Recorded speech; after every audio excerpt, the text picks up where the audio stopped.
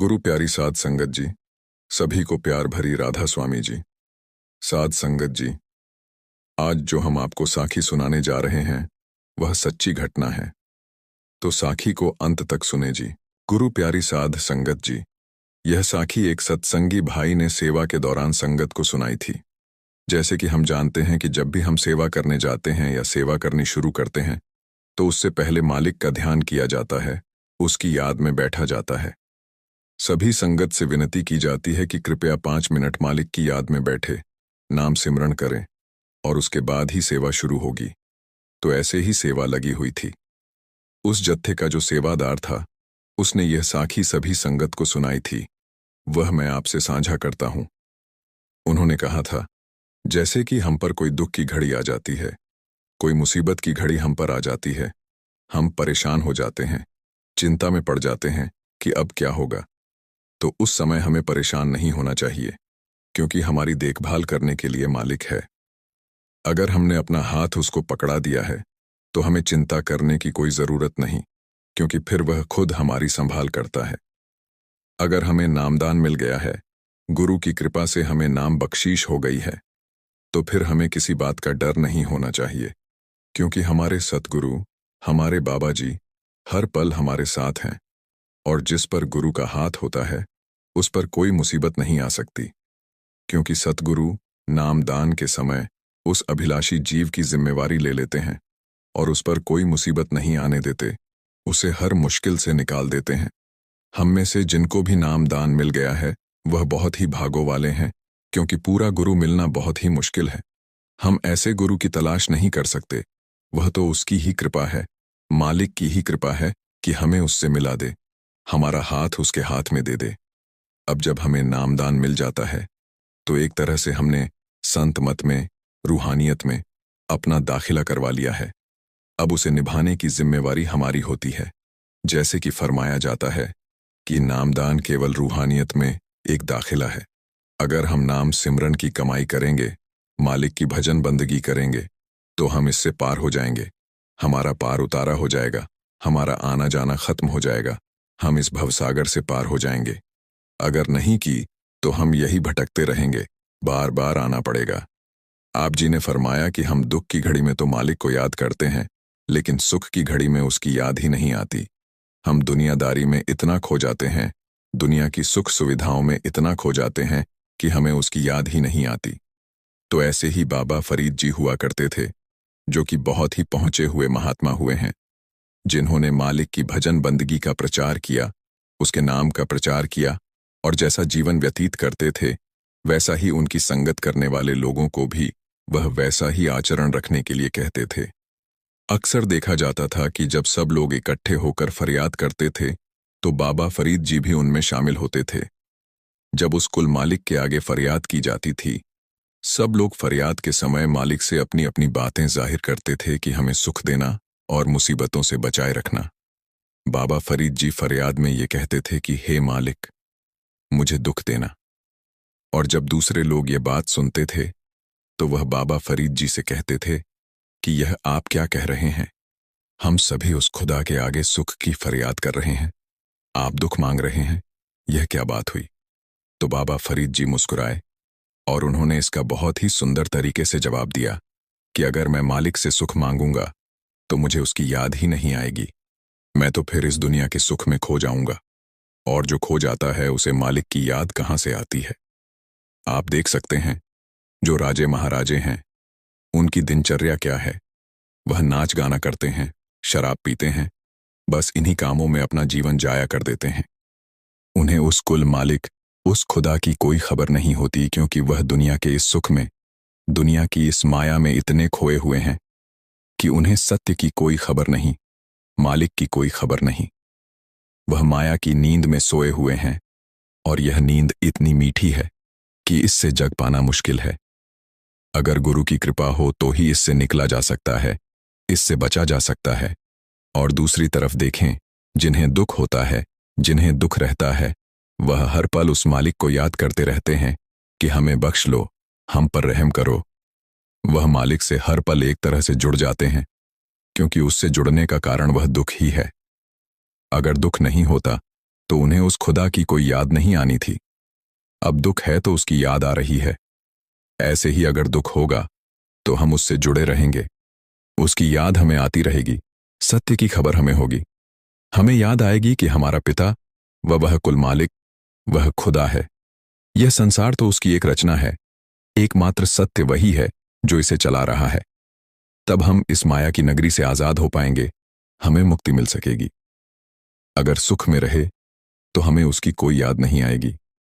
हम सुख में इतने खो जाएंगे कि अपना सारा जीवन इसी माया में जाया कर कर चले जाएंगे। इसीलिए उस खुदा के आगे फरियाद करता हूं कि मुझे दुख देना, ताकि तेरी याद हर पल मुझे आती रहे। साध संगत जी, जैसे कि फरमाया जाता है कि दुख की घड़ी हो या सुख की घड़ी हो, हमें बिना नागा भजन सिमरण करना है। लेकिन कभी कभी ऐसा हो जाता है कि हम दुनिया के इस सुख को देखते हुए उस कुल मालिक की याद में बैठना भूल जाते हैं। इससे हमारा स्वार्थ सिद्ध होता है कि जब तक हमारे पास सुख है तब तक हमें कुल मालिक की कोई याद नहीं, कोई खबर नहीं। और जब दुख आता है तब हम कैसे नाक रगड़कर उसके आगे फरियाद करते हैं कि हमें बख्श ले, हम पर रहम कर। लेकिन अगर हमने उसको सुख में भी याद किया होता तो दुख आना ही नहीं था। जो उसकी याद में बैठते हैं उन्हें सुख दुख से कोई फर्क नहीं पड़ता। चाहे कोई भी स्थिति हो जाए, वह इन सब बातों से ऊपर उठ जाते हैं। वह पूर्ण संत महात्मा कहलाते हैं। साध संगत जी, अगली साखी को भी अंत तक सुने जी। साध संगत जी, हम लोगों को हमेशा लगता है कि पुण्य कर्म करने वालों को स्वर्ग की प्राप्ति होती है। स्वर्ग जाने का असली हकदार कौन है और वह कौन सा पाप है जिसे करने वाले मनुष्य को नरक जाने से कोई नहीं रोक सकता। आज एक प्राचीन साखी के माध्यम से हम आपको बताने का प्रयास करेंगे कि पूजा पाठ, दान, धर्म, जप तप आदि प्रकार के लाखों पुण्य के काम करने के बाद भी कुछ मनुष्य नरक में ही क्यों जाते हैं, तथा अत्यधिक घोर पाप करने पर भी कुछ मनुष्य को स्वर्ग की प्राप्ति किस पुण्य के कारण मिलती है। ऐसा वह कौन सा पुण्य है जो मनुष्य के लाखों पापों का नाश करता है, और ऐसा वह कौन सा पाप है जो उसके पुण्य को नष्ट कर डालता है। तो साध संगत जी, शुरू करते हैं आज की साखी। एक समय की बात है, एक गांव में एक आदमी रहता था। उसे हर समय चिंता सताती रहती कि उसने अपने जीवन में कौन से बुरे कर्म किए होंगे जो इतना कष्ट भुगतना पड़ रहा है। वह अपनी रोजमर्रा जीवन से परेशान हो गया था। एक दिन दुखी होकर एक पेड़ के नीचे बैठा था। तभी उसका एक मित्र वहां आता है और उससे उसकी उदासी का कारण पूछता है। तो वह अपने मित्र से सब कह सुनाता है। तब उसका मित्र कहता है, भाई तुम चिंता मत करो, गांव से कुछ दूर एक महात्मा अपने आश्रम में रहते हैं, तुम उनके पास जाओ। जो भी उनके पास जाता है उसकी समस्या दूर हो जाती है। तब वह आदमी कहता है कि भाई अगर ऐसा है तो मैं आज ही उनके पास जाऊंगा। फिर वह आदमी उस महात्मा से मिलने के लिए निकल पड़ता है। गांव से कुछ दूर चलने के बाद उसे एक आश्रम दिखता है। वह आश्रम में जाकर महात्मा को प्रणाम करता है और अपनी समस्या उन्हें बताता है देवर्षि महाराज, कुछ मनुष्य पाप करने पर भी स्वर्ग में क्यों जाते हैं और कुछ मनुष्य को पुण्य करने के बावजूद भी नरक में क्यों जाना पड़ता है। ऐसा वह कौन सा पाप है जो सभी पुण्य को नष्ट कर डालता है, और वह कौन सा पुण्य है जो समस्त पापों को भस्म कर डालता है। तब महात्मा मुस्कुराते हैं और कहते हैं, भंते, आज तुमने संसार के कल्याण हेतु उत्तम प्रश्न किया है। इसी संदर्भ में आज मैं तुमको एक प्राचीन कहानी सुनाता हूं, जिससे सुनकर तुमको तुम्हारे सभी प्रश्नों के उत्तर मिल जाएंगे। इसीलिए तुम इस कहानी को ध्यान से पूरा जरूर सुनना। वह आदमी कहता है, हे महात्मा, आपके मुख से इस कहानी को सुनना मेरा सौभाग्य है। मैं इस कहानी को ध्यान से पूरा अवश्य सुनूंगा और इसका प्रचार करूंगा। शायद इससे मेरे जीवन में कुछ प्रभाव पड़े। महात्मा कहते हैं, भंते, पूर्व काल की बात है। मध्य देश के एक नगर में एक ही समय पर 4 व्यक्तियों की मृत्यु एक ही साथ हुई थी।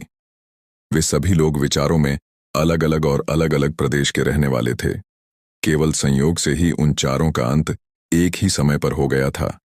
एक ही समय पर यम के 2 दूत उन चारों को लेने के लिए आए थे। मरने वालों में एक तो किसी प्रदेश का राजा था, दूसरा बड़ा धनी व्यापारी था, तीसरा एक पूजा पाठ करने वाला पंडित था और चौथा गरीब मजदूर था। जो दिन भर मेहनत करके अपने परिवार का पालन पोषण करता था, और वे सभी मृत्यु के पश्चात यमलोक में पहुंच जाते हैं। यमलोक पहुंचने पर वहां का दृश्य देखकर वे सभी भयभीत हो जाते हैं। उनका अंग अंग कांपने लगता है।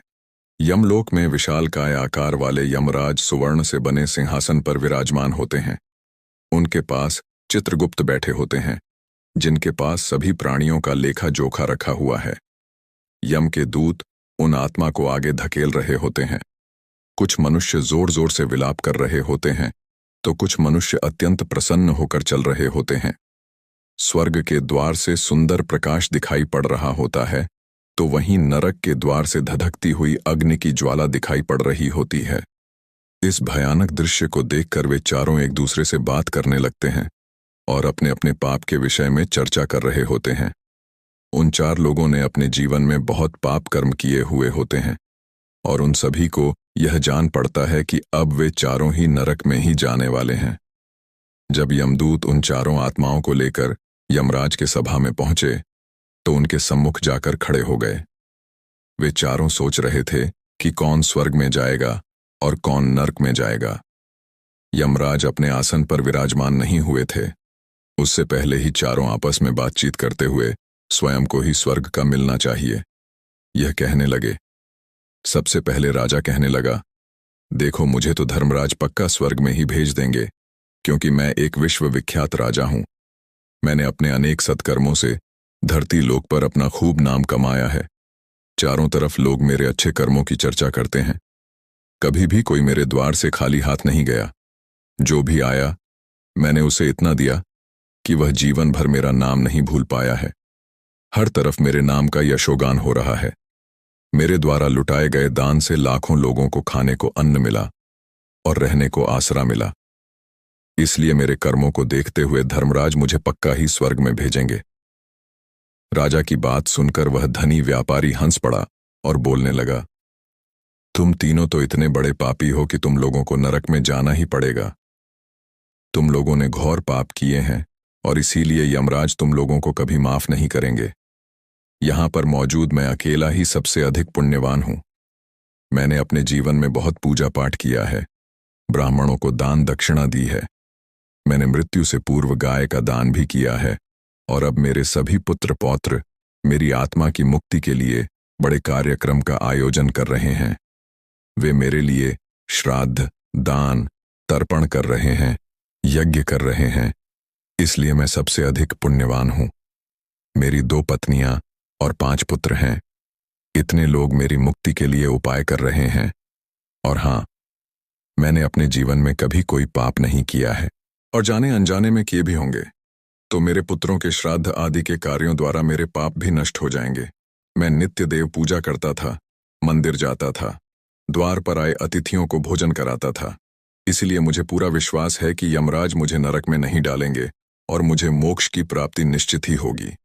धनी व्यापारी की बात सुनते ही पंडित जी कहने लगे, अरे भाई, क्यों फिजूल की बातें कर रहे हो? स्वर्ग में जाना कोई आसान काम नहीं है। स्वर्ग में जाने के लिए दान के साथ साथ पूजा पाठ करना पड़ता है। इसलिए स्वर्ग में प्रस्थान तो मैं ही करूंगा, क्योंकि मैंने भगवान का खूब पूजा पाठ किया है। पूरा जीवन मेरा पूजा आराधना में बीता है। मेरे शुभ कर्मों के कारण मेरे लिए ही धर्मराज स्वर्ग का दरवाजा खोलेंगे। यह बात मैं अच्छी तरह से जानता हूं।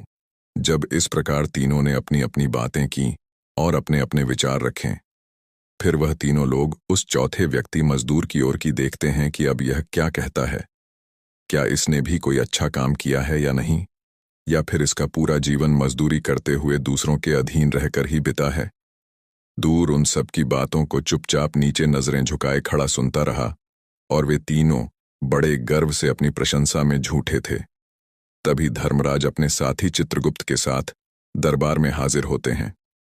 चित्रगुप्त के हाथों में एक मोटी सी किताब थी, जिसमें समस्त प्राणियों के कर्मों का लेखा जोखा लिखा था। धर्मराज अपने आसन पर विराजमान होते हैं। उसके बाद चित्रगुप्त ने राजा को अपने पास बुलाया और उससे पूछने लगे कि तुम बताओ, तुम तो धरती पर बड़े ही विख्यात राजा थे।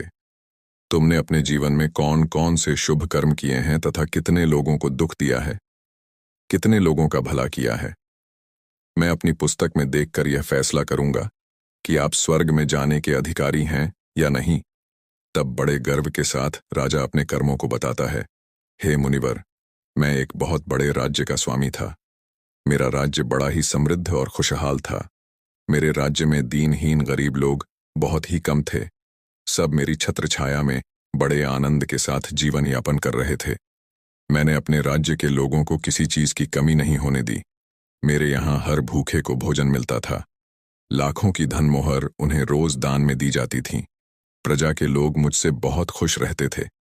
दिन रात में यही मेरे जीवन के अच्छे कर्म हैं। राजा की बात सुनकर चित्रगुप्त ने अपनी पुस्तक उठाई और उसमें देखने लगे। पुस्तक में देखकर उन्होंने राजा को बताया कि तुम जो कह रहे हो वह बिल्कुल सत्य है। तुमने अपनी प्रजा को बहुत सुख दिया है, परंतु इसके साथ साथ तुमने बहुत बड़ा अपराध भी किया है। तुमने अपने राज्य की सीमा को बढ़ाने के लिए जितने युद्ध लड़े हैं, उन युद्धों में हजारों लाखों की संख्या में सैनिकों ने अपनी जान गंवाई है। उन सब की मृत्यु का कारण तुम बने हो। उनके परिवारों को, उनके बच्चों को अनाथ करने वाले तुम हो। उनके स्त्रियों को विधवा बनाने वाले भी तुम हो। उनकी मां की गोद भी सूनी करने वाले तुम हो। तुमने अपने ही सैनिकों के हजारों परिवारों को हमेशा दुख दिया है। युद्ध लड़कर राज्य बढ़ाने से अच्छा था कि तुम अपने पड़ोसी देशों से मित्रता करके उनके साथ व्यापार बढ़ाते। आपका राज्य तब भी समृद्ध और संपन्न रहता। तुमने अपनी प्रजा को नहीं, सैनिकों को सुखी बनाया है, इसलिए तुम स्वर्ग के अधिकारी नहीं हो। यह बात सुनकर राजा चुपचाप पीछे हो गया। उसके बाद चित्रगुप्त ने व्यापारी से पूछा, आपने धरती पर कौन कौन से अच्छे कर्म किए हैं? तब व्यापारी कहता है, हे भगवान, मैंने धरती पर जितना धन कमाया उसका आधा भाग अच्छे कामों में लगाया। लाखों लोगों को भोजन कराया, कई आश्रमों को दान दिया है, कई बेघर लोगों को अपने धन से भर दिया है, कई शहरों में मंदिरों का निर्माण कराया है, कई जगह पर धर्मशालाएं बनवाई हैं, प्रत्येक तीर्थ में भंडारे करवाए हैं। यही मेरे जीवन के अच्छे कर्म हैं। व्यापारी की बात सुनने के बाद चित्रगुप्त ने अपनी पुस्तक खोली, जिसमें उसके जीवन के सारे अच्छे बुरे कर्म लिखे हुए थे। फिर यमराज कहते हैं, अरे दुष्ट, तूने जो पाप किया है वह तो उन चारों के पापों के सामने कुछ भी नहीं है। तेरे एक पाप के कारण तेरा सारा पुण्य फल नष्ट हो गया है। यदि तूने यह पाप नहीं किया होता तो तू स्वर्ग में जा सकता था, लेकिन तूने यह पाप जानबूझकर किया है, इसलिए तुझे नरक में अवश्य जाना पड़ेगा। इतना सुनकर वह धनी व्यापारी बोलता है, हे धर्मराज, इन चारों ने जो भी पुण्य किए हैं वह तो मैंने भी किए हैं, बल्कि उनसे ज्यादा किए हैं। फिर भी मैंने ऐसा कौन सा पाप किया है जो मुझे नरक में भेजा जा रहा है? यमराज कहते हैं, हे दुष्ट, याद कर, तूने उस अबला विधवा नारी पर गलत लांछन लगाया था कि उसने तेरे घर पर चोरी की है, और इसके साथ ही तूने उसके ऊपर कई अन्य गलत लांछन लगाए थे। उसे व्यभिचारिणी और वेश्या कहकर उसके चरित्र का हनन किया है, और राजा ने उसे सत्य समझकर उस अबला विधवा नारी को मृत्युदंड दे दिया था। मनुष्य ब्रह्म हत्या, चोरी, मदिरापान आदि प्रकार के घोर पापों से भी प्रायश्चित करके मुक्त हो सकता है, किंतु दूसरों पर गलत लांछन लगाने पर कोई प्रायश्चित नहीं है। जो दूसरों पर गलत आरोप करता है, सत्य जानकर भी दूसरों को झूठ कहकर उनके ऊपर दोष डालता है, वह तो सबसे बड़ा पापी है।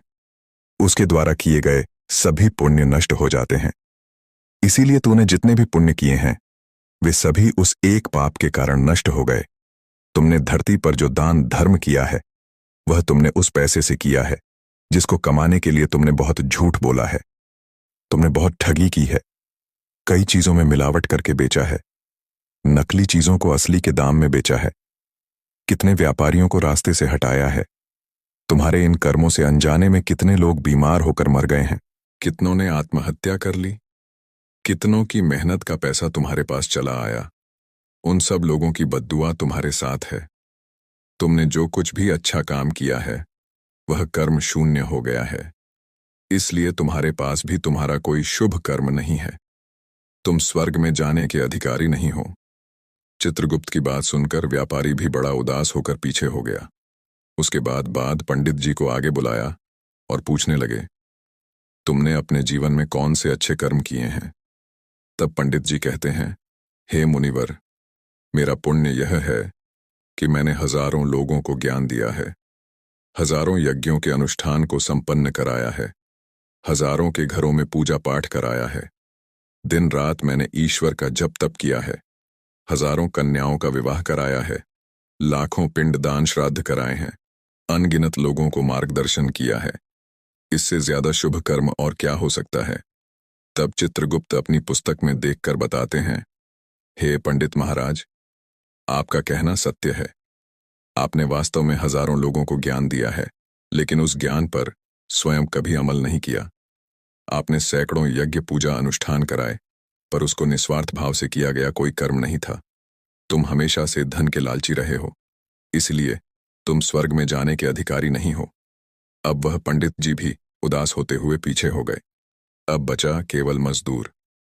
वह मजदूर यह सब देखकर बड़ा हैरान था कि अब तक वह जिनको इतना महान समझ रहा था, उनमें से कोई भी स्वर्ग का अधिकारी नहीं रहा। तो मैं कैसे स्वर्ग में जा सकता हूं? मुझे तो स्वर्ग की कल्पना भी नहीं करनी चाहिए, क्योंकि मैं तो कभी पूजा पाठ, जब तब या दान करने के लायक भी नहीं था, तो शुभ कर्म कहां से करता? मैं तो मेहनत मजदूरी करके सारे जीवन अपने परिवार का भरण पोषण करता रहा। वह मजदूर यह सब बातें सोच ही रहा था। इतने में ही चित्रगुप्त ने उसे भी आवाज लगा दी और उससे पूछा, किंतु वह मजदूर तो पहले से ही कहने लगा, भगवान, मैंने धरती पर एक गरीब के घर में जन्म लिया था। दान हवन पूजा पाठ करने के मैं लायक ही नहीं था, तो मैं शुभ कर्म कहां से करता? मैं तो अपने परिवार का पालन पोषण बड़ी मुश्किल से कर लेता था। मैं जानता हूं भगवान कि मैं स्वर्ग में जाने का अधिकारी नहीं हूं। मैंने धरती पर भी नर्क भोगा है और आगे भी नर्क में ही जाने की हैसियत है, किंतु हे प्रभु, यहां पर भी मेरी एक इच्छा है। मैं स्वर्ग में तो नहीं जा पाऊंगा, लेकिन मैं एक बार स्वर्ग को अपनी आंखों को झपकाकर देखना चाहता हूं। इससे अधिक मेरी कोई इच्छा नहीं है, क्योंकि मैंने ऐसा कोई कर्म नहीं किया है जो कुछ देर के लिए ही मुझे स्वर्ग में पहुंचा दे। मजदूरी के बाद लोगों की सेवा के लिए मेरे पास समय नहीं बच पाता था। बचा हुआ समय मैं अपने बूढ़े माँ बाप की सेवा में लगा देता था। उनके लिए उन्हें खिलाता पिलाता, उनके वस्त्र बदलता, यही मेरी दिनचर्या थी। मुझे तो मंदिर में जाने का भी अवसर नहीं मिलता था। मजदूर की बात सुनकर चित्रगुप्त ने अपनी पुस्तक में देखकर पूछा, हे मानव, तुम ध्यान से सोचकर बताओ कि तुमने कभी तो कोई शुभ कर्म किया होगा। तब मजदूर अपने पूरे जीवन के घटनाक्रम को याद करता है। तब उसे याद आता है कि एक बार उसे बहुत तेज भूख लगी थी। वह रोटी खाने के लिए बैठा ही था कि इतने में वहां एक बहुत ही कमजोर बीमार कुत्ता टहल हुआ आ गया, जो ठीक से चल भी नहीं पाता था। वह आकर मेरे सामने बैठ गया और मेरी रोटी की ओर गौर से देखने लगा। मैं समझ गया कि वह कुत्ता बहुत भूखा है। मेरे अंदर से आवाज आई कि बेजुबान जानवर को छोड़कर तू अकेला कैसे खा सकता है। मैंने वह रोटी स्वयं न खाकर उस कुत्ते को खिला दी। उस दिन मैंने पूरे दिन भूखे पेट रहकर ही काम किया था। मजदूर की बात सुनकर चित्रगुप्त मुस्कुराए और उसका हाथ पकड़कर बड़े सम्मान के साथ उसे स्वर्ग में लेकर गए और बोले, वास्तव में आप ही स्वर्ग में रहने के अधिकारी हो। प्राणियों पर दया दिखाना ही सबसे बड़ा शुभ कर्म है। मनुष्य जो भी कर्म निस्वार्थ भाव से करता है, वास्तव में उसका ही उसे सबसे बड़ा पुण्य मिलता है। निस्वार्थ भाव से किया गया जन कल्याण के लिए एक छोटे से छोटा काम भी आपके सैकड़ों पापों को नष्ट कर देता है। लोगों से लालच, मोह और स्वार्थ के वशीभूत होकर किया गया शुभ कर्म भी फलदायी नहीं होता है। इसलिए ध्यान रहे, जीवन में अच्छे कर्म अच्छी भावना के साथ करना चाहिए। ऐसा नहीं होना चाहिए कि आपने किसी से धन छीनकर या चुराकर कर्म में लगा दिया हो। वह धन आपने किसी से गलत करके लिया हो और बाद में उसी धन को दान पुण्य में जाने से नहीं भर सकता। दोस्तों, स्वर्ग में वही व्यक्ति जाता है जिसने निष्काम निस्वार्थ भाव से प्राणियों की सेवा की हो। भले ही उसने जीवन में एक भी पैसा दान न किया हो, पर वह जिस लायक था, अपनी सामर्थ्य के अनुसार उसने निस्वार्थ भाव से जो भी काम है, वही उसकी मुक्ति का रास्ता तय करता है। तो दोस्तों, आशा करते हैं आपको यह कहानी अवश्य ही अच्छी लगी होगी। तो साथ संगत जी, ऐसी ही रूहानी साखियां सुनने के लिए चैनल को सब्सक्राइब जरूर करें जी। राधा स्वामी जी।